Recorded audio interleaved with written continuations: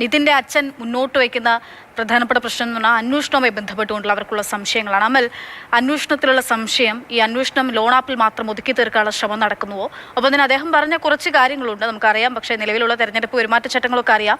എങ്കിൽ പോലും അദ്ദേഹം പറയുന്ന കുറച്ചധികം കാര്യങ്ങളുണ്ട്. അത് ആരോഗ്യവകുപ്പിനെ പറ്റി, ഉന്നത വിദ്യാഭ്യാസ വകുപ്പിനെ പറ്റി, പട്ടികവർഗ വകുപ്പിനെ പറ്റിയൊക്കെയാണ് അദ്ദേഹം പറയുന്ന പ്രധാനപ്പെട്ട ആരോപണങ്ങൾ. അവിടെ നിന്ന് മന്ത്രിമാരുടെ ഇടപെടൽ പോലും ഉണ്ടായില്ല എന്ന തരത്തിൽ അദ്ദേഹം പറയുന്നു. അന്വേഷണം എങ്ങനെ മുന്നോട്ട് പോകുന്നു, സർക്കാർ ഇടപെടൽ?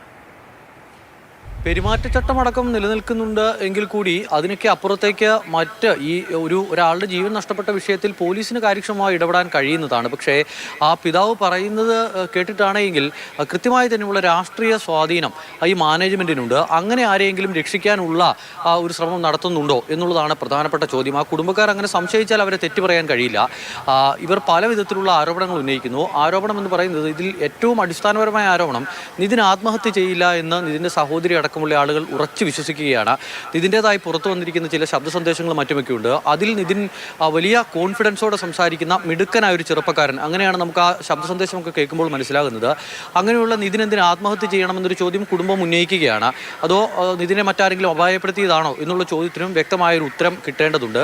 ആ കാര്യങ്ങളിലെല്ലാം പരിശോധന നടക്കുന്നു. ഇതിനിടയിൽ ഇപ്പോൾ യൂണിവേഴ്സിറ്റിയുടെ ഭാഗത്തു നിന്നും ഒരു ഇടപെടൽ കൂടി ഉണ്ടാവുകയാണ്. യൂണിവേഴ്സിറ്റി ഒരു സമിതിയെ നിയോഗിച്ചിരിക്കുന്നു. അധികം വൈകാതെ തന്നെ അവിടെ എന്തെല്ലാം കാര്യങ്ങളാണ് നടക്കുന്നത് അത് നിതിനിൽ മാത്രം ഒതുങ്ങി നിൽക്കുന്നില്ല. ആ കോളേജുമായി ബന്ധപ്പെട്ട് ഉയർന്നിരിക്കുന്ന പലവിധങ്ങളായ ആരോപണങ്ങളുണ്ട്. ആരോപണങ്ങളെല്ലാം പരിശോധിക്കും. അങ്ങനെ പരിശോധിച്ചുകൊണ്ട് കൂടുതൽ നടപടികളിലേക്ക് പോകും എന്നുള്ളതാണ് ഇന്ന് മോഹൻ കുന്നുമ്മൽ നമ്മളോട് വ്യക്തമാക്കിയത്.